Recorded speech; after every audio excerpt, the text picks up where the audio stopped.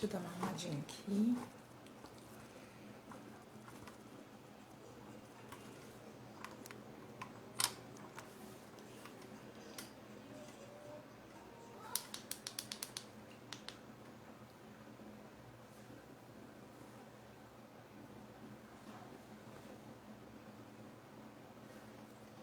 Boa noite, vamos esperar o pessoal começar a chegar aqui.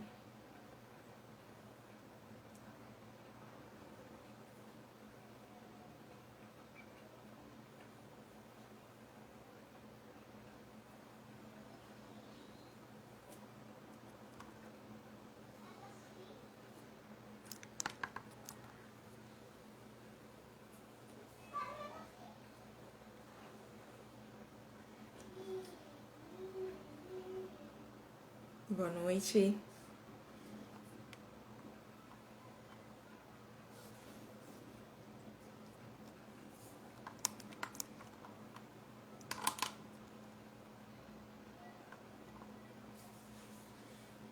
Vamos esperar a Marília.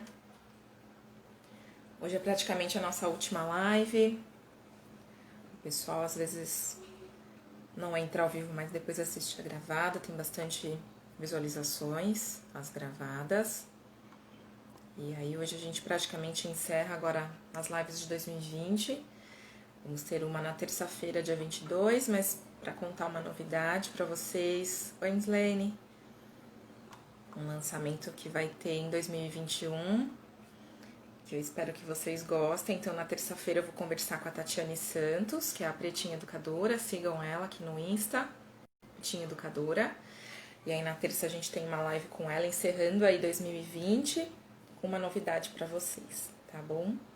Hoje a gente vai conversar com a Marília. A Marília é psicóloga. Ela vai falar um pouquinho sobre o Winnicott, nem todos conhecem, mas ele fala muita coisa bacana, ele traz muita reflexão bacana. Boa noite.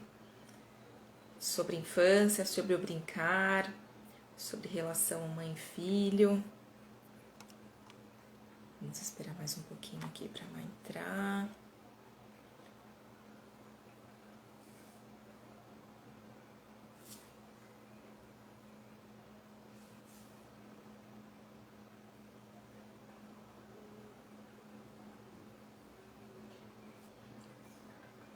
Deixa eu ver se tem alguma mensagem dela aqui.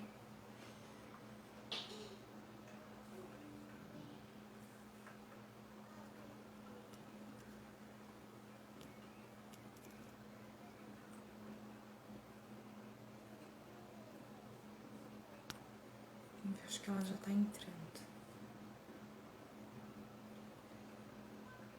Boa noite, Paula.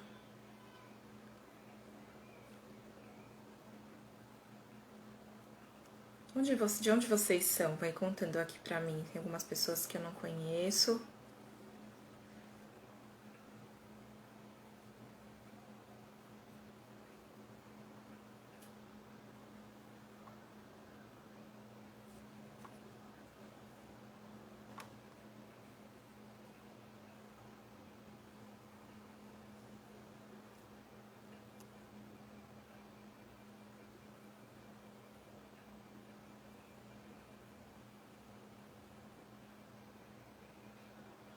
Oi, Má. Tudo bem? Já vou te chamar.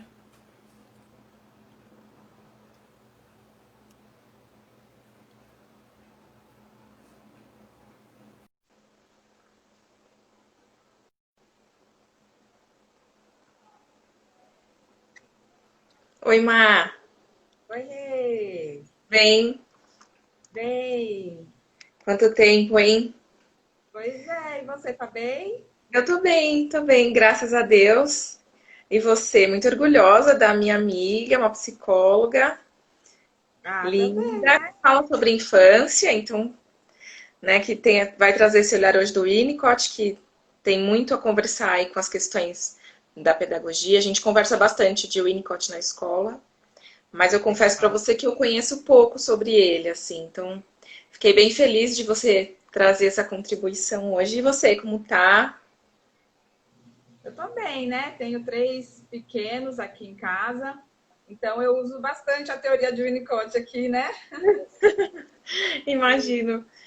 É, bastante. Ele fala muito sobre essa questão do brincar, da importância do brincar.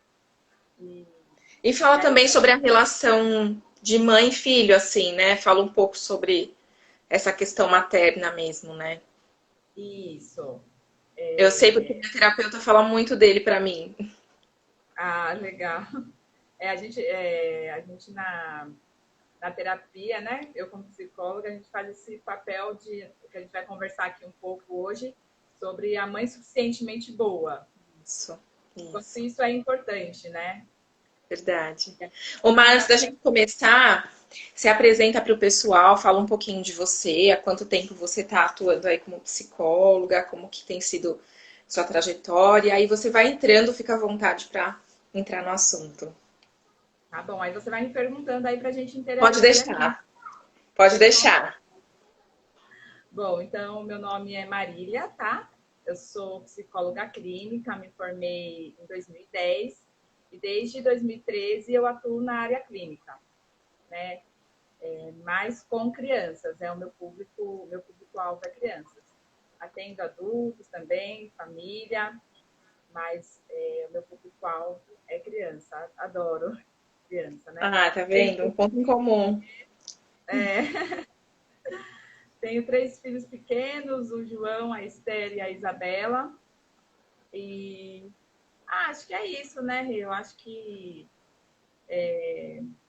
esse, o relacionamento é tão importante, né? E eu acho que quando você consegue trazer isso para a sua vida, para a sua profissão, eu acho que a gente consegue ser feliz, né? Sim. Acho que a do Winnicott fala um pouco sobre isso, de como você se sentir completo, né? A importância da mãe para você se sentir completo.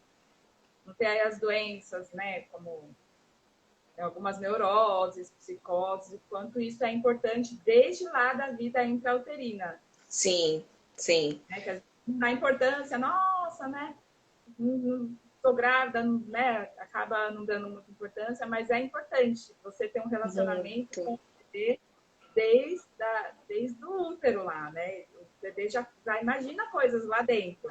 Sim. Então, então isso é muito importante, né? Desenvolvimento do indivíduo, ele é gradual, mas eu acredito que a fase mais importante de todas é ali nos primeiros anos de vida, é sim a fase intrauterina, o que você fala, o que você escuta, o que você pensa, vai Sim. tudo lá pro bebezinho, e aí ele vai crescendo, e aí ele vai se constituindo, e como a gente vai dando nome para o que ele está vivendo, é o que vai dando para ele, poxa, para onde eu devo seguir, né? E ele também, né? Assim, constituindo a sua personalidade. Então, isso é Sim. importante. Isso que você está falando, eu tenho conversado muito com a minha terapeuta, né? Sobre a importância desse olhar para a infância, de ajudar a criança a nomear o que ela sente, né? De ajudar a criança a caminhar com as próprias pernas. Então, é aquela coisa, você solta, mas ao mesmo tempo você está ali para dar um respaldo, né? Para amparar. E isso muitas vezes, para algumas pessoas, acaba soando como de forma equivocada, né? Como, ai, a gente não tá dando limite para a criança, ou a gente deixa a criança fazer o que quer. E não, eu acho que é uma forma de você fazer com que a criança acredite nela, se conheça, se perceba. E aí, aos pouquinhos, que é o que você falou, né? Gradativamente, o desenvolvimento dela vai vindo de forma mais plena, né? Mais integral.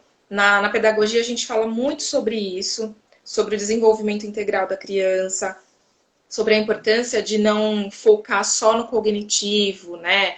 Muitas vezes as pessoas estão muito preocupadas com o conteúdo, com as apostilas, e a gente esquece que tem o outro lado, né? Então a gente também fala muito dessa questão da inteligência emocional, e que eu acho que se for pensar aí das coisas que o Winnicott traz pra gente, eu acho que tem tudo a ver com isso, né?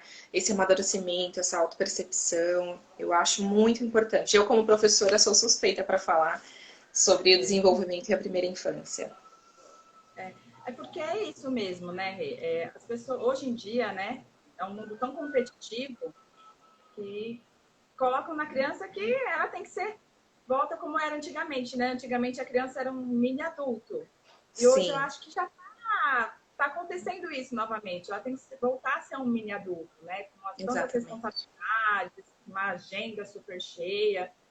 E, na verdade, não tem que ser assim, né? Porque a criança, ela tá aqui para brincar. Claro, ela tem que ter algumas responsabilidades, claro, isso é ótimo, dá autoestima para a criança, é muito bom. Mas a função dela, enquanto criança, é brincar. Na Sim. escola, da mesma forma, né? E é através do brincar que ela amadurece. Exatamente. Que ela amadurece, que ela aprende, que ela descobre, que ela investiga, né? Que tem as hipóteses. Então, o brincar não é só o brincar, né? A gente até fala que para a criança o brincar é coisa séria, né? A brincadeira é coisa séria, né? Mas os adultos precisam ter essa percepção, porque muitas vezes a gente fica nessa coisa de vai brincar, né? E não interage junto, não participa. Então, o brincar é uma coisa que precisa sim do protagonismo infantil, da criança ter o momento dela, as descobertas dela, mas também é muito importante esse momento em conjunto com a família, né? Eu acho que isso é importante. Eu vi uns posts seus esses dias falando sobre o brincar, né? Até compartilhei. E eu acho muito importante essa questão do brincar assim. Eu falo que às vezes eu me cobro um pouco, e aí entra um pouco essa coisa da mãe suficientemente boa, né? Que a gente tá sempre se cobrando, sempre se culpando. Porque às vezes eu não quero brincar o dia inteiro, eu não quero ser só mãe. Eu também tenho vontade de fazer outras coisas, eu também desejo outras coisas, que não é só o maternar. É muito importante, adoro estar com meu filho, adoro brincar com meu filho.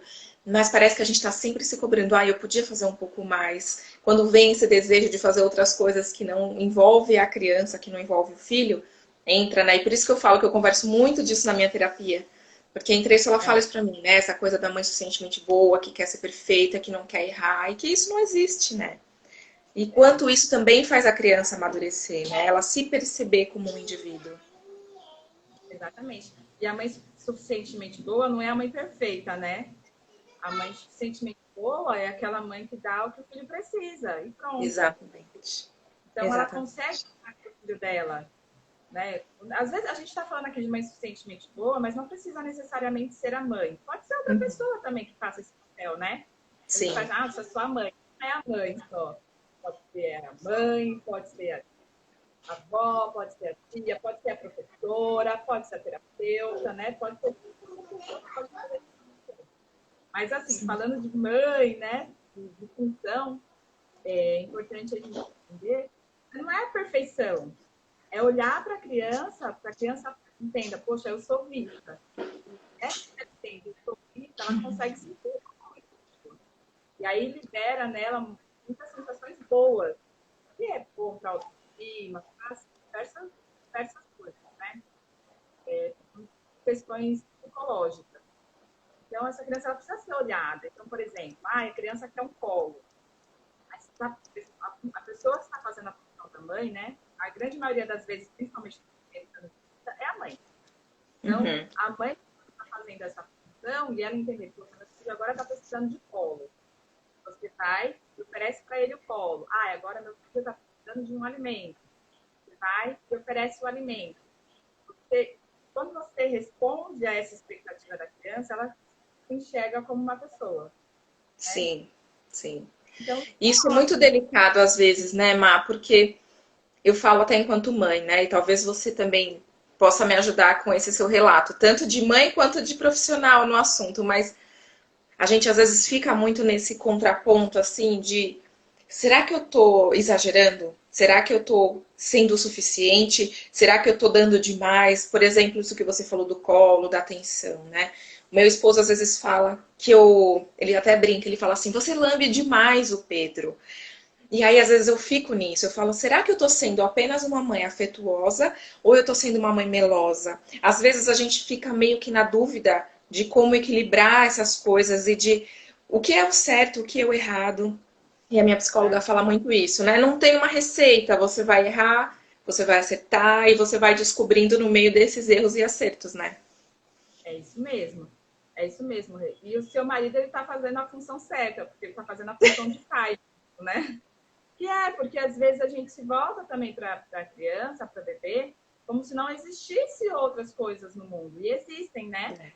Isso é importante também passar para o bebê ou para a criança, enfim. Isso é importante. Você está passando também a realidade para ele. E o pai é legal que tem essa função de colocar também essa criança e até você mesmo, porque entra no mundo assim, né? Como se existisse o bebê.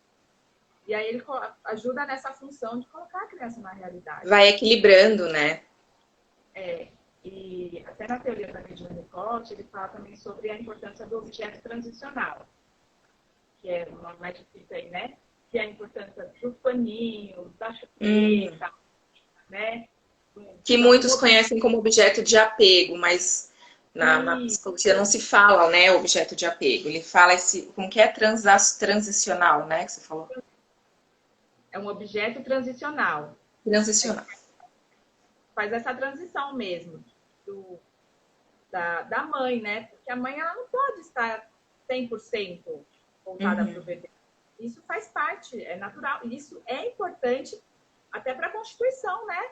Da criança. Ela tem que entender, poxa, eu não sou só eu na vida da minha mãe. E aí você vai fazendo esse distanciamento, claro, com o desenvolvimento da criança, quando é bebê fica mais juntinho, mas tem que ter esse distanciamento da criança ir entrando na realidade. Sim. Né? Então, quando a mãe realmente é muito apegada e em nenhum momento solta, isso, de certa forma, faz mal também, né? Para a criança. Sim. Então, tem que ter, sim, essa separação. E o objeto transicional, ele faz essa função de acalmar. A criança ela se frustra porque ela não pode ter a mãe ali naquele momento, mas ela, ao mesmo tempo, ela sozinha consegue se organizar com aquele objeto. Que na imaginação do bebê é a mãe, mas aí consegue ter distanciamento, porque senão, né, fica bem cansativo, né? E não é bom. Isso que você falou, Má, da frustração também é muito importante, porque às vezes a gente tem tanto medo do bebê se frustrar, que a gente quer cercar tanto, que a gente não dá para ele essas ferramentas de se descobrir, de encontrar maneiras de lidar sozinho com os sentimentos dele, né? E isso também não é saudável. Então é importante, sim. Até é muito engraçado porque eu vou falar muito de mim hoje, porque eu tô muito nesse processo, assim, na terapia, nessa conversa na terapia. Então tá indo muito de encontro. Mas principalmente nesse contexto de pandemia, onde a gente tem ficado o dia inteiro dentro de casa. Eu trabalho de casa, meu esposo trabalha de casa, nós estamos ficando 24 horas juntos. A gente realmente está em isolamento, não está saindo. Eu vi minha mãe nesses 9 meses aí 3 vezes, então a gente está mesmo, sabe, só em casa. E às vezes chega mesmo nesse ponto que me parece muito. Eu não sei nem se contraditório, mas tem momentos assim que é só o Pedro e aí eu me frustro porque eu tenho que trabalhar e aí ele tá lá, mamãe, vem brincar, filho, agora eu preciso trabalhar. E aí minha terapeuta fala, mas isso também é importante, né? Olha, filho, agora eu não posso ficar com você, eu preciso trabalhar. Depois a gente vai brincar e depois você vai brincar com ele.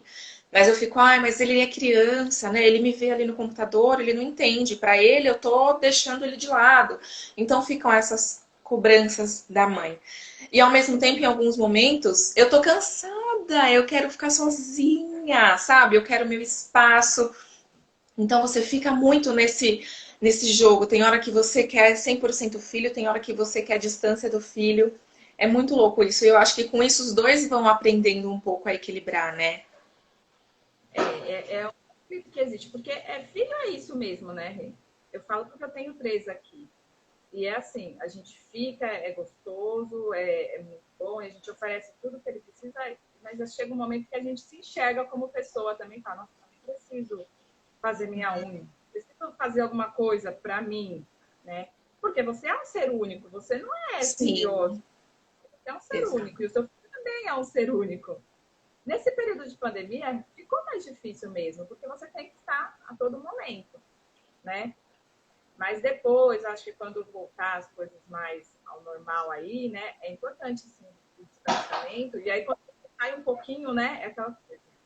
Ah, meu filho me deixa louca. Aí você sai com uma hora, quando volta, eu tô com uma saudade. Né? É bem... Bem louca mesmo, mas é importante e faz parte do desenvolvimento, e é isso mesmo, porque é cansativo, porque a criança, ela quer realmente muito a atenção da mãe. Uhum. E aí, ainda bem que você está com o seu marido aí, né, na sua casa, te ajudando nesse processo também de separação. Porque senão você realmente, a gente fica Sim, louca. Tem uma hora que a gente fala, não, olha, pega ele aqui, agora eu vou fazer alguma coisa. Porque se deixar a criança, ela vai ficar o tempo todo, porque ela tem esse apego. sim, Né? Ela tem esse apego. Mas é sim importante quebrar um pouco essa simbiose. Poxa, olha, nós não somos só um, somos dois. E você vai passando isso para o meu filho. Você é você e eu sou eu. Você é você uhum. e eu sou eu. Ele vai se constituindo como sujeito e você também. Né? Então é Exatamente. importante, é difícil, né? Mas Muito. é muito importante. E vai ser super Parece que saudável. quando eu me tornei mãe, assim, parece que todo o resto perdeu, digamos, a importância e o significado. E até assim, né, como eu disse, falando um pouco. Porque eu penso assim, sabe, Mar? Às vezes, uma angústia minha, uma situação que eu passei, de repente, ao compartilhar, pode trazer clareza para outras pessoas também, que também estão passando por essa situação e às vezes estão achando que é o fim do mundo, né? Mas quando meu filho nasceu, assim, no começo, foi até bem difícil no meu casamento. No começo, toda a questão do puerpério, você tá com sono, você tá cansado, seu emocional tá abalado. Mas depois de um tempo, é como se eu tivesse deixado meu esposo de lado mesmo, assim. É como se só a cria importasse. É como se eu só me visse como mãe. Eu não me via mais como mulher, eu não me via mais como amante, eu não me via mais como esposa. Eu só me via como mãe. E isso impactou muito. Eu acho que talvez aconteça com muitas famílias, né? E por isso que eu acho importante a gente falar. E o quanto é importante isso que você falou, esse momento, porque tem esse pico, assim, que o bebê e a mãe parece que são uma coisa só, né? E aí, aos poucos, isso vai se rompendo e cada um vai se descobrindo. Eu, enquanto mãe, com todos os meus desejos, ele, enquanto filho, com todas as vontades dele, né? Isso é muito importante. É difícil, mas é muito importante, né? Essa separação. É muito importante. Mas assim, isso é um pouco natural, né? Assim, porque a gente se voltar para o filho, eu acho que faz um pouco parte da natureza humana. E é por isso que é tão importante o papel do pai, né? O papel da mãe é fundamental, mas o papel do pai também é importante, falando, olha, não existe só o seu filho, né? Aliás, é Sim, filho dos dois. Não existe só o filho, existem outras pessoas ao redor, e existe você. Então, eu acho que nesse momento o papel do pai é fundamental, né? sim. É difícil, porque senão a gente se volta realmente só para criança, porque ele sabe que faz Exatamente. todo, ele faz, ele acaba, a gente, no nosso cérebro vai enviar hormônios que são bons, dá prazer, a gente não precisa de mais nada, seria mais ou menos assim, não É, precisa de é mais verdade. nada. É verdade. Essa é a sensação. A sensação que a gente tem, né? São hormônios, prolactina, ocitocina, que libera no nosso cérebro, é uma sensação de bem-estar que não precisa de mais. Apesar do cansaço, de tudo aquilo, a gente está bem, estamos bem. É por causa da ocitocina, libera uma Uhum, sensação no nosso corpo maravilhosa. Mas tem que sim, ter esse olhar que não é só. Isso é importante para a criança e para você, não é só o bebê. sim. Também tem a Renata, tem o marido da Renata, né? E comigo também, eu falo, mas assim, comigo também aconteceu muito, principalmente no meu primeiro filho, que, nossa, É. foi. Daí quando veio a segunda, já foi mais ou menos, na terceira, aí eu já estava mais, Já estava mais mais ou menos, preparada. estava mais preparada, mas ainda tem momentos, né? Meu marido fala, olha, não é assim, não é só as crianças, tem outras coisas, né? Até para voltar ao trabalho, que é um momento difícil, né? Poxa, aquele conflito que existe, poxa, devo trabalhar, eu fico só em casa com os meus filhos, com o meu filho, né? Isso vem muito forte para a mulher, Sim. Até né? agora, nesse momento que a gente está vivendo, assim, né? Como eu disse para você, tem dias que eu até falo para minha terapeuta, eu falo assim, ah, hoje eu queria ficar sozinha, 24 horas sozinha, sozinha. Eu, o controle remoto, a minha cama e a TV. Uhum. Mas ao mesmo tempo que você está sentindo falta da sua individualidade, sentindo falta de você com você mesmo, toda vez que falava, porque assim, essa coisa da volta às aulas, ela foi se arrastando, né? Ah, pode ser que volte em setembro, pode ser que volte em outubro, pode ser que volte. No começo, assim, a cada mês era um sofrimento de eu chorar mesmo, porque por mais que eu tivesse fadigada, né, só dentro de casa, aquela situação toda, quando eu penso em voltar ao normal e ficar longe dele, causa uma angústia. Mesmo tendo dia que eu falo, filho, pelo amor de Deus, não fala mais mãe. Você já falou mãe 783 vezes, né? Então você quer ficar sozinha, mas quando você se pega na realidade, tipo, vou voltar pro trabalho, vou ficar longe dele, isso é pesado.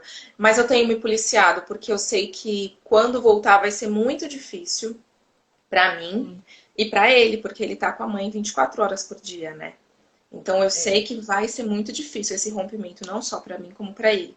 Então eu tenho buscado criar algumas estratégias de começar a antecipar um pouco algumas mudanças. Então você até me fala a sua opinião aí, o que você acha. Por exemplo, isso que a gente estava conversando da questão do apego do filho com a mãe, né?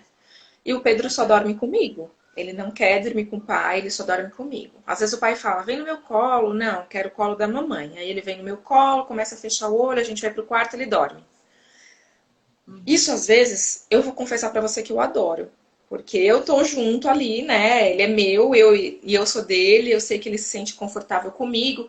Pro ego da mãe é bom, pra mãe é bom porque tem o colo, né? Tá ali pertinho. Mas às vezes eu tenho uma enxaqueca. E eu quero dormir mais cedo e deixar ele com o pai, e eu não posso, eu não consigo. Ele vem atrás de mim no quarto. Então, é muito difícil, porque eu não tenho uma liberdade quando eu preciso, e ele fica totalmente dependente da minha presença. E isso é ruim para ele. Eu quero que ele consiga, né, caminhar sem a necessidade de eu estar perto. Então, essa semana eu peguei e falei assim: olha, hoje você vai dormir com o papai. Ai, Má, foi muito difícil, porque eu fico, ai meu Deus, eu vou fazer ele sofrer. Ele quer dormir comigo e eu vou falar, não, não vou dormir com você. Parece que eu tô rejeitando. Mas eu também acho importante ele criar esse vínculo com o pai, ele também ter essa aproximação com o pai dele, né? Então eu falei, vou pro quarto, eu vou dormir, você fica aí com seu pai. Deu certo, dormiu tarde, mas dormiu. Então aos poucos eu tô tentando assim, porque é muito difícil também, porque ai, mas ele não quer, deixa, eu fico com ele, porque você também tá centralizando, não, eu sou a mãe, tá? Já que ele não quer, eu fico. Mas o quanto isso tá sendo saudável pra ele, né? Uhum. É porque, assim, é a questão da necessidade, né? Se você tem a disponibilidade de ficar todo dia ali com ele, tudo bem. Mas se para você estar cansativo, eu acho que o que entra aí é muita questão da culpa, né? A mulher, ela se culpa Uhum. muito. Eu preciso a todo momento estar disponível. Eu preciso a todo momento estar acolhendo tudo que meu filho, né, precisa. Eu preciso colocar... A gente acaba, isso através da sociedade, que colocou muita responsabilidade em cima da mulher, também tem essa questão, mas é uma questão de culpa e de necessidade. Porque assim, Uhum. tá cansada. Nossa, eu tô cansada, eu quero que meu marido hoje ponha pra dormir. Eu acho que isso muito, é mais uma angústia sua, assim, né? Eu falo, mas Uhum. eu já também muitas vezes e ainda acontece algumas vezes. Ai, tô muito cansada. Vou dormir. Fica aí com ele. Sabe? Vai tranquilo. Eu sei que é difícil dormir, porque a gente acaba pensando, mas o que você está fazendo de errado? Nada, mas é o que você falou, vem a culpa, né? Tô deixando meu É, então, filho, ele fala que quer dormir comigo e eu tô indo dormir, tô deixando ele. Não, que mãe sou eu, que, né? Começam a vir todas essas culpas, e é por isso que eu lembro muito dessa questão do Winnicott, que a minha terapeuta fala muito sobre isso da mãe suficientemente boa. Porque a gente tá o tempo inteiro querendo ser perfeita, né? E perfeição. isso não é saudável pra ninguém, nem pra gente, nem pros filhos. Exatamente. Não existe, então, assim, e nós também temos que ser espontâneos, né? A gente fala da criança porque a criança tem que ser espontânea, esse trabalho que o terapeuta faz ali no trabalho com a criança, no consultório, a gente faz com que a criança seja espontânea, né? E a gente também, como adulto, como mãe, a gente também tem que ser espontâneo. Poxa, hoje eu tô cansado. Uhum. Poxa, hoje eu tô cansada. Você vai descansar, pode ser que seja um pouco difícil, mas se você deixar, a criança vai acostumar e você tem que pensar. Poxa, o que eu estou fazendo de errado? Não está fazendo nada de errado, então deixa, né? Quando vier esses pensamentos de culpa, ai, nossa, meu filho quer, por exemplo, ai, meu filho quer comer toda hora, mas eu vou dar o almoço para ele nesse horário. Aí você começa, ai, mas será que ele está com fome? Mas será que não sei? Aí você tem que colocar, né? Tem que pôr lá, mandar uma informação para o cérebro. Mas o que eu estou fazendo de errado? Se meu filho comeu, vamos lá. da manhã. Será que 10 horas da manhã ele vai estar com fome? Uhum. É porque às vezes não é. Então você tem que entender o que é que às vezes é outra coisa. Isso é entender. Ah, não, não é. Então você trabalhar com essa questão da culpa é imprescindível. Falar, poxa, o que eu estou fazendo de errado? Exatamente. Vai muito também, Exatamente. logo, tem coisas, né, assim, tá até relacionado à infância. Como que foi passado o papel de mãe para você, sabe? Quanto à responsabilidade, o que você deveria fazer. Isso a gente vai, de criança, tem um pouco da natureza humana, tem que a mulher ela sente, né? Quando fala, quando nasce um filho, nasce uma mãe. Eu acredito nisso, é verdade. Muda o corpo, muda a cabeça, realmente tem um pouco de natureza humana. E também tem muitas coisas que a sociedade vai jogando em cima e a gente acaba, nossa, tem que ser isso, tem que ser uma mãe super, hiper, mega poderosa, super Exato. maravilhosa. E eu me acabo para poder que o meu filho fique bem. Mas será que isso realmente é o melhor para a criança? Será que ele está ficando bem desse jeito? Né? Exato. Eu acho que tem que ter esse pensamento, porque na grande maioria das vezes, não. A gente só se mata para fazer tudo. Uhum. Na verdade, não é tão bom assim para a criança. Tem coisas que são Exatamente. diferentes. Poxa, eu penso assim, né? Por que é tão importante essa teoria do Unicode? Trabalhava com crianças no período pós-guerra. Então, assim, ele observou como a falta acabou trazendo muitas doenças para as crianças, né? Então, assim, a falta de apego, como as crianças ficavam doentes, quando elas não tinham aquele papel ali, e hoje também observa-se isso, crianças que foram abusadas, muitas outras coisas. Então, assim, a falta disso é muito complicado, pode trazer, assim, doenças bem difíceis. E, ao mesmo tempo, você tem que ir lidando com essa situação. Poxa, o que é muito, o que é pouco, você tem que colocar na balança, porque a gente se doa muito sem necessidade. Sem necessidade de falta. Poxa, meu filho comeu, não estou falando, tem crianças que são negligenciadas, não comem uma refeição por dia. E tem crianças que tem 10. Aí a mãe deixa de dar uma refeição, pronto, já se sente culpada. Nossa, meu filho não... Calma, o filho não vai morrer porque deixou de comer uma refeição, entendeu? Naquele dia. Ai, nossa, meu filho, por exemplo, uma coisa, às vezes é da criança mesmo. Ela não quer almoçar. Enquanto a criança não almoça, você fica, ai meu Deus, meu filho não almoçou, meu filho não almoçou, meu filho... Pra que isso? Se ele tiver com fome, ele vai comer. É E a gente verdade. fica forçando. Nossa, meu filho precisa comer. Ah, como se o filho fosse morrer de fome porque não almoçou. É Isso não verdade. é verdade. É coisas que É vão verdade. ficando. Né? Então, a criança ela vai demonstrando, olha, preciso disso, preciso disso, preciso disso. Algumas vezes a criança precisa de limite, e ela vai até demonstrando isso. Aí você tem que falar, poxa, não, agora é hora de colocar o limite. Ah, não, agora é hora de dar atenção. Então, quando ela está mais frustrada, aí você tem que dar atenção. Mas em alguns momentos você tem que dar o limite, em alguns momentos você tem que dar a frustração para que o desenvolvimento Sim. dela seja. Porque às vezes a gente quer tudo perfeito, né? Ai, nossa, eu vou dar tudo pro meu filho. Vou dar tudo. Tudo que ele pedir, eu vou dar. Aí se torna aquela criança mimizenga. Tudo Exato. que... Qualquer coisa, nossa, caiu uma agulha, ai meu Deus, acabou o mundo. É, Não é assim, né? exato. A gente fica tão preocupado em ele se frustrar, em ele sofrer. A gente quer tanto, muitas vezes, evitar esse sofrimento, que com essa boa intenção de evitar esse sofrimento e essa frustração, a gente não ajuda a ele aprender a lidar com as frustrações. E ele vai ter muitas ao longo da vida, né? E a gente esquece disso, que eles não vão ser bebês para sempre, que a gente não vai estar sempre do lado deles, que eles vão ter momentos em que eles estarão sozinhos, que eles vão precisar encontrar recursos para lidar com determinadas situações, porque a mãe não vai estar lá. Então, eu tenho pensado muito nisso, sabe, Má? E até nessa questão que a gente estava falando sobre culpa. Essa pandemia para mim foi muito louca, eu acho que como para muita gente, né? No começo foi aquela coisa, eba, estamos em casa, vamos curtir, vamos fazer piquenique na sala.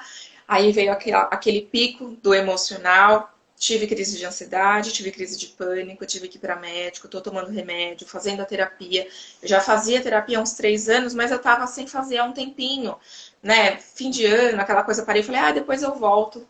Aí veio a pandemia, enfim, foi bem difícil, foi um momento muito complicado, assim, Graças a Deus passou. Eu falo que eu não desejo para ninguém porque eu achava que eu estava ficando louca das sensações que eu tinha, dos pensamentos que eu tinha, das coisas físicas, sensação de falta de ar, sensação de aperto no peito, era físico, parecia que estava passando mal mesmo. E aí, desse momento, assim, que eu tava lá embaixo, no fundo do poço, muito difícil, sofrendo, comecei a tomar o remédio, foi passando um tempo, eu acho que deu aquele pico do remédio, e aí eu fui pro outro posto, totalmente a fim de produzir, com ideias. Às vezes eu levantava 3 horas da manhã para anotar um poema que vinha na minha cabeça, para anotar um projeto que eu tiver. Olha, o que eu fiz de coisa nessa pandemia, assim, de ideias que foram surgindo, e era uma coisa assim, às vezes eu tinha que levantar para anotar, porque eu não conseguia voltar a dormir com o cérebro fervilhando. E aí a culpa começou a vir, porque eu comecei a sentir vontade de estudar. Não que eu não estudasse antes, mas era diferente. Enquanto meu filho estava na escola, eu estava trabalhando. Durante o meu trabalho tem um período de estudo, então estava tudo ali contemplado. Agora não, eu tinha que arrumar um momento para continuar com os meus estudos e conciliar com o ser mãe, e conciliar com o ser profissional. E as culpas foram vindo bem fortes, assim. Eu falo que a terapia ajudou muito, muito nesse processo. Por exemplo, essa questão das lives. Então, são 2 horas por semana que eu tenho, que é um momento só para mim, que é um momento onde eu aprendo, é um momento que para mim serve como um grupo de estudos, porque eu converso com tanta gente sobre tantos assuntos e isso vai agregando para mim. Então eu me sinto boa como pessoa. Isso me faz bem para o meu ego, faz bem para minha autoestima. Então é um momento para mim, é um momento que eu tô fazendo, é um momento que eu tô conversando. Mas no começo foi muito difícil, porque eu falava assim, gente, ah, que linda. Olha, Marília, eu não sei se você lembra dela, da Ângela, ela estudou com a gente, ela falou aqui que tá lembrando de você. E aí ela falou que a Ah, melhor coisa dessa pandemia foi me reencontrar no portão, porque a gente se reencontrou aqui nas redes sociais. Eu ai, procurava ela já há um tempo, e aí consegui encontrá-la e fui até a casa dela, falar um oi no portão, e foi muito bom mesmo, foi muito bom.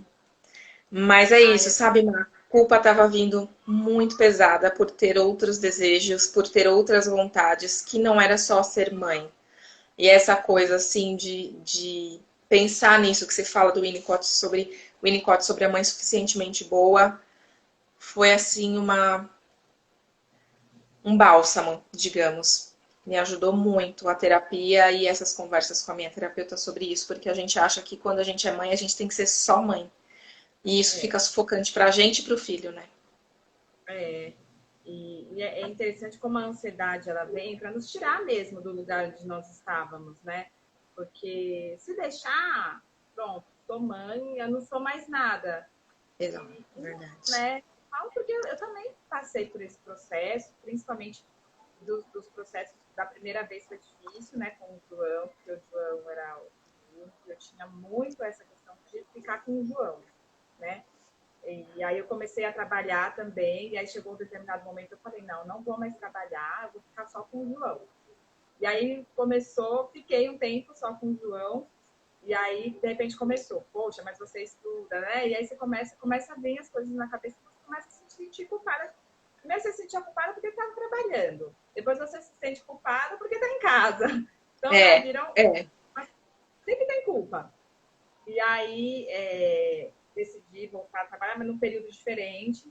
Trabalhava em empresa, e aí falei, não, agora eu vou trabalhar no escritório, e aí eu tenho esse tempo mais flexível.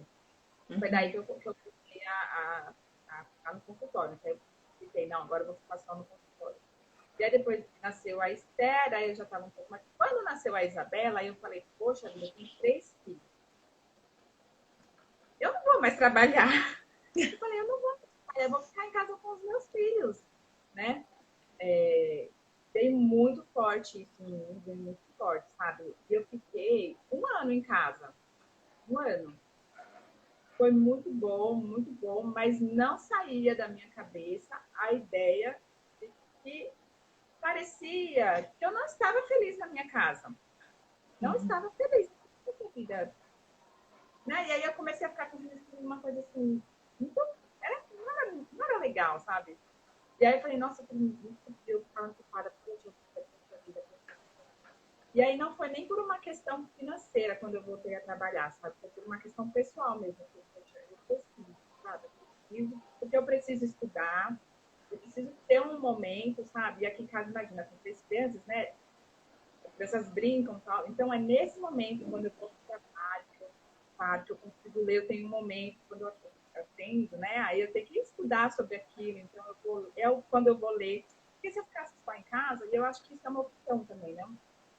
Tem mulheres que optam por ficar em casa e são ótimas ficando em casa, Sim.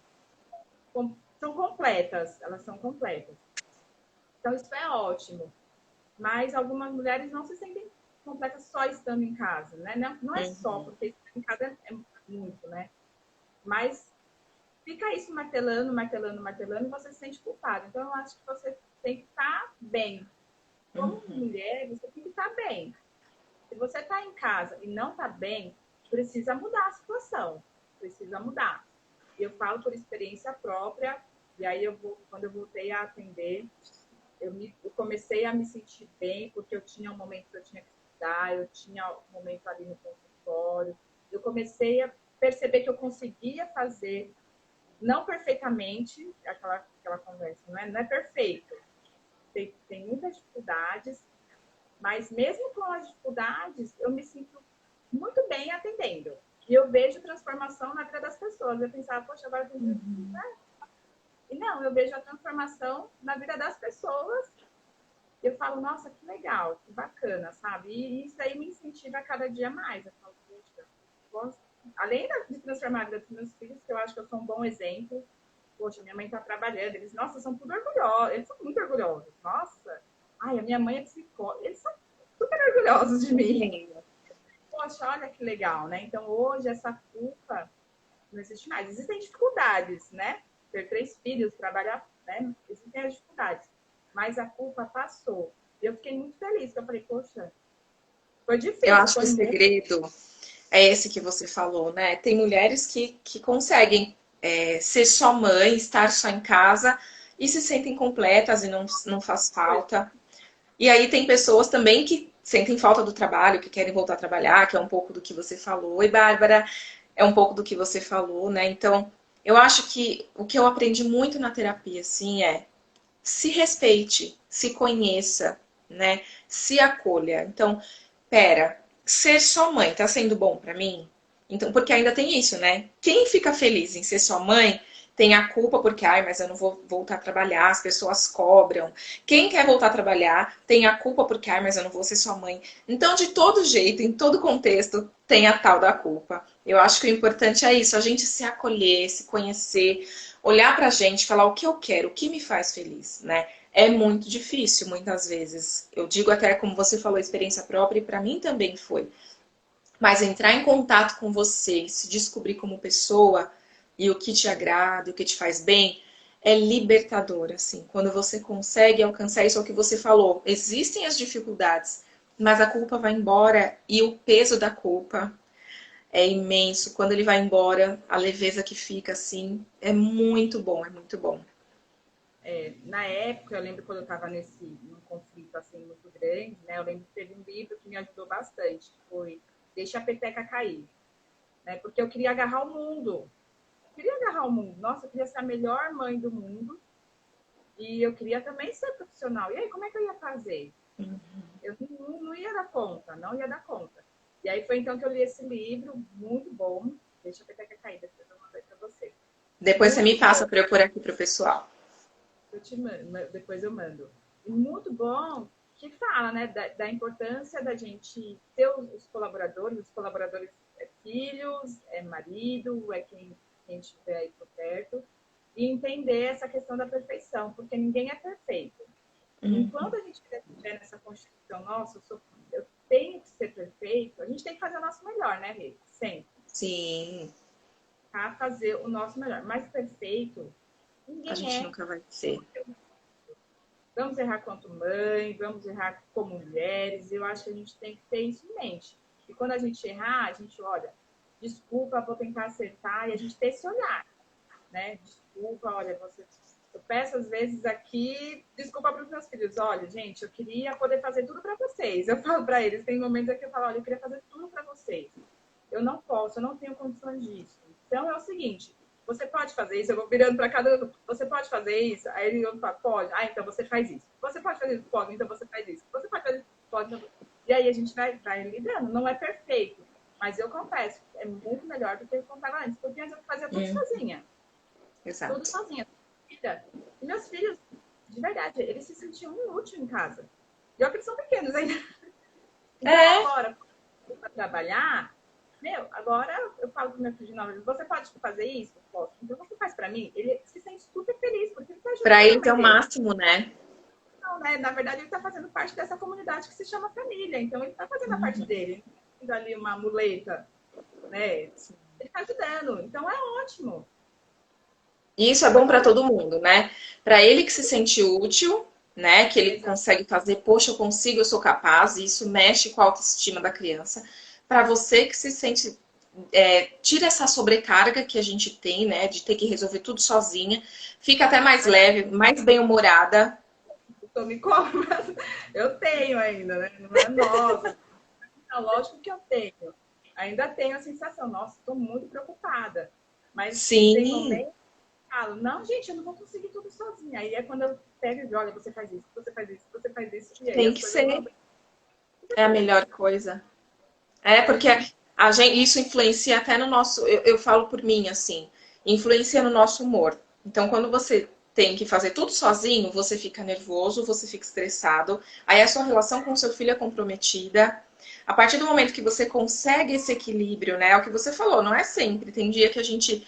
Isso não dá, isso eu vou ter que fazer sozinha, a gente se. É normal.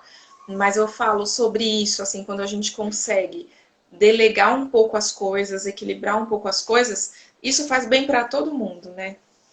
É, meu marido Ai, é Má, bastante. ó, a gente já tá Legal. chegando quase a 1 hora aqui. A Nossa, gente tá amiga. chegando a quase a 1 hora já, já tem. São 7h20. É, a gente já tá há uns 50 minutos aqui. E aí eu ia Nossa. falar para você, para daqui a pouco a gente indo caminhando para o encerramento, Hum. eu queria que você falasse um pouco assim dessa sua experiência com as crianças, que você disse que você atende crianças, né?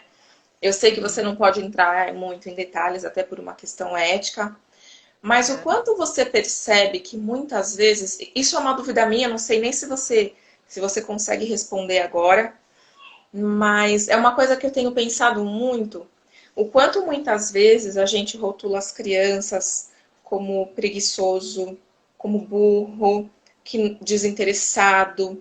Quantos rótulos a gente dá, muitas vezes até com patologias, né? Enfim, hiperativo, e dentre tantos outros rótulos. E que lá no final, quando você está atendendo essas crianças, você percebe se tem muito isso, né? É isso que eu queria saber de você. Se você percebe que no fundo é só uma carência, é só uma relação que não tem essa troca afetiva. O quanto você percebe disso nos seus atendimentos? Ah, tem muito, né, Rê? Eu acho que sempre que a criança é rotulada, ela vem com um sintoma. O ruim é assim. Algumas vezes ela assume o papel, né? É o preguiçoso. Se ela vive escutando, poxa, eu sou preguiçoso. Ah, você é um preguiçoso. E às vezes a gente faz isso assim, Uhum. né? Nem percebe. Ah, Nem se você não dá quer saber conta. preguiçoso. Nossa, você não quer ajudar, mas que preguiçoso. Né? E a gente nem percebe isso vai acontecendo. E a criança, muitas vezes, ela acaba assumindo o papel. Né? Ela acaba assumindo o papel. Já que estão falando, então é você. Tem isso. Mas tem uma outra questão também, que é quando a criança não quer assumir o papel. E aí ela acaba demonstrando isso também, né? E aí pode ser que venha o mau comportamento, porque a criança ela se expressa. E lá no consultório, é isso que a gente faz. A criança, ela, através do brincar, ela consegue se expressar. E aí ela, quando ela consegue colocar isso para fora, aí consegue trabalhar com ela. Poxa, está acontecendo isso com a criança. Como é que nós vamos mudar isso? E aí, através do manejo clínico, né, a gente chama de manejo clínico, a gente faz com que essa criança tenha uma visão diferente. Poxa, se ela está se achando que ela é, todos que ficaram falando dela, então a gente vai trabalhar dentro de uma forma lúdica para que mostre para ela que isso não é verdade, né? E conversa, claro, com os pais, vai sempre conversando, para mostrar que isso não é real. É porque não existe isso, né, Rê? Eu penso. Não existe isso. Não existe o preguiçoso, não existe o burro, não existe o feio. Ninguém é uma coisa só. Não existe isso. Eu sempre falo aqui, então não existe isso. Cada um é um, entendeu? E não existe isso. Isso é coisa que colocam. Existe a pessoa, Exato. por exemplo, para o preguiçoso, existe aquela pessoa que deixa o outro lá, vai deixando e, tudo bem. Eu penso, criança é assim. Se você não deixar nada para ela fazer, ela não vai fazer mesmo. Ela vai fazer para quê? Se tem outra pessoa para ela. É verdade. Aqui a gente fala que é preguiçoso. Não é preguiçoso você falar pro Bendito, vai lá, mas é com insistência, principalmente para adolescente. Adolescente, né? Vai lá. Não, ele vai fazer. Tira ele ali daquela zona de conforto, ele vai fazer, né? Então, eu Exatamente. vejo, né, na grande maioria das vezes, o problema das crianças não está muito com as crianças, né? Na grande maioria das vezes, o problema da criança não está muito com as crianças. A criança, ela põe isso para fora. Como ela põe isso para fora? Através do mau comportamento, ou ela fica passiva, ou de alguma forma ela quer colocar que aquela situação que ela está vivendo não está boa. Legal. Então, ela fazendo xixi, fazendo cocô, ela mostra, ela quer postar, poxa, aqui não tá legal, tem alguma coisa que não tá legal. E aí ela vai se expressar dessa forma.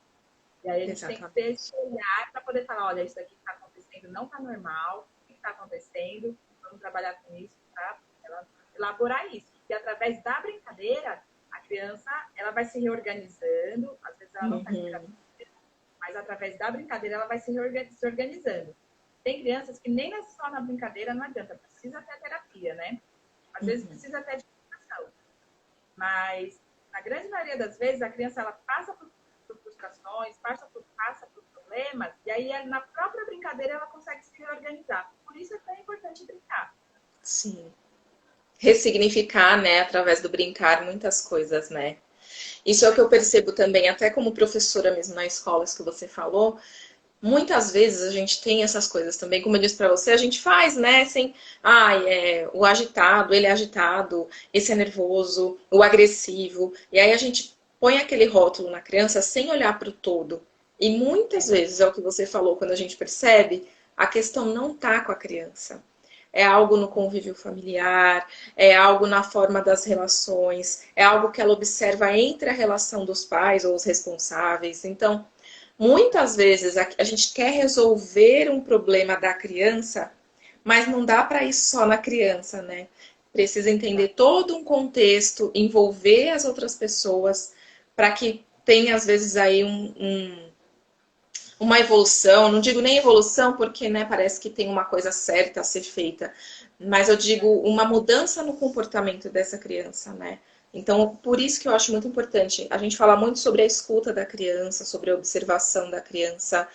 E é muito isso, no brincar vem muita coisa, né? A gente, lógico, na escola nem se compara com o trabalho clínico, né? Por várias questões, porque a gente não. Eu acho que na escola é até mais, porque na escola vocês estão ali um período de tempo maior com a criança. Então, a criança, ela Sim, expressa... mas são mais, né? No consultório, você está ali com aquela criança. Na escola, então, às vezes, como eles estão em vários interagindo, você está observando vários ao mesmo tempo. Às vezes, você foca um pouco mais o seu olhar em um, mas ali às vezes, você perdeu um detalhe do outro, né? Então, mas é muito rico, porque o quanto eles expressam no brincar, e principalmente se eles não sabem que estão sendo observados, porque quando eles percebem que estão sendo observados, eles mudam um pouco o comportamento, né? Então é legal pegar mesmo aquela coisa ali do espontâneo, né? Do que a criança não tá nem imaginando que você tá prestando atenção. Como vem coisa, gente. Então vamos observar as nossas crianças, escutar as nossas crianças, porque isso faz muita diferença, viu? Faz muita diferença. E a criança perceber que está sendo olhada, para ela é maravilhoso, né? Ela consegue se constituir do jeito, poxa, eu sou uma pessoa, Sim. através do olhar do outro, principalmente da mãe, né? Sim. Quando a mãe tem esse olhar. E aí na escola, os professores, né, os cuidadores, também tem que fazer esse papel, né? De mãe suficientemente boa, porque às vezes a criança chega ali com uma questão e aí o professor tem que acolher. Eu acho que hoje muito mais, né, gente? Vem bem bebezinho, então você tem que acolher. Então o papel não é só ir ali brincar, você tem que ter esse papel ainda. Exato. É mais difícil, né? Porque são mais crianças, mas tem que É. ter esse acolhimento acolhimento, esse apego, essa questão. Que é Nossa, muito para importante. eles é fundamental, assim, Mar, é o que você falou, né? Desde bebês, esse ano mesmo eu estava com berçário 1, então eu estava recebendo alunos de 3, 4 meses. Então imagina, né? E é muito isso, o olhar, porque tinha momentos que você percebia que a criança estava chorando, mas você sabia que não era fome, que não era sede, que não era sono. Ela queria um colo, ela queria um aconchego, ela estava com saudade da mãe, ela estava com saudade da casa. Então não adianta, olha, mas a gente já comeu, tô aqui esse brinquedo. Não, você tem que olhar para além disso, né? E as crianças precisam de acolhimento. E quando eu falo acolhimento, não é só pegar no colo, abraçar e beijar, né? Henri, até adulto precisa, né? Imagina a Não criança, é. né? Imagina as crianças. Pois é. E é o que eu falo, o acolhimento não é só, às vezes a gente fala o acolhimento, então eu vou pegar ela um pouquinho no colo. Mas você tá aqui assim, ó, né? Não adianta, né? O acolhimento é o aconchego, é o vínculo. Isso não tem comparação. Muito É, importante essa questão do olhar e do afeto para as crianças. É verdade, é verdade. Isso é imprescindível, seja em casa, seja na escola, em todas as relações, né? Como você falou, até pra gente que é adulto, isso é importante. Imagina para as crianças que estão aprendendo a se constituir, a se descobrir, né? exatamente. É muito Verdade. importante. O adulto é importante, para as crianças é importantíssimo, né? Sim. Mas mesmo que no consultório, você tem que fazer para o adulto, que às vezes faltou quando criança. Então, Uhum. precisa dessa mãe suficientemente boa. E às vezes eles encontram isso na relação terapêutica, no trabalho. Enfim, a mãe suficientemente boa, a gente coloca como mãe, mas é só a função, né? Sim. Mas é um papel, assim, que pode ser pela mãe, pode ser mulher, né? Tem que ter Que é o que você esse. falou no começo, né? O suficientemente boa é oferecer o que ela precisa, né? Então, é o que você Exato, disse, não necessariamente a mãe, mas às vezes outras pessoas ali do ciclo de convívio daquelas crianças, ela pode ocupar esse papel, né? pode. Quanto mais tiver, Ai, melhor. Mar, eu queria te agradecer, a gente já está chegando a 1 hora aqui. Eu queria te agradecer porque eu sei que para você é puxado, tem os 3 pequenos aí. Agradecer Então, por você ter aceito o convite, ter vindo bater esse papo. Adorei, adorei. Adorei conversar com você de novo, depois de tanto tempo. Eu estava falando para a Ângela, meu, mais de 20 anos, se a gente for pensar, né? a Mais gente de estudou 20 junto na anos. sexta série, né? Eu acho que foi na Sexta sexta e na sétima. Eu não lembro. série. Na sexta, certeza. Foi na Mas assim, sexta e na série. imagina, 12 anos, eu já tô com 34, mais de 22 anos. É muito tempo, né? Então, gostei Ai, muito por conversar de novo com você, por te reencontrar, por ver, por orgulho mesmo, né? De ver a profissional que você se tornou, a mãe, a família que você constituiu. Muito feliz, é, de verdade. Obrigada, bom. Má. Obrigada a você, Rê. Fiquei muito feliz. Vamos combinar outros encontros, né? E Vamos, depois que acabar a pandemia, vamos se ver, marcar com as amigas, vamos. né? Amigas, que é É muito bom, verdade. Colocar o papo né? em dia. É, Ai, obrigada mesmo. Fiquei muito feliz de falar com você. Um beijo. Beijo, beijo. Ângela. Beijo, Má. Tchau, Beijo, gente. Rê. Obrigada por terem ficado aqui com a gente hoje. Beijos. Tchau. Tchau, tchau.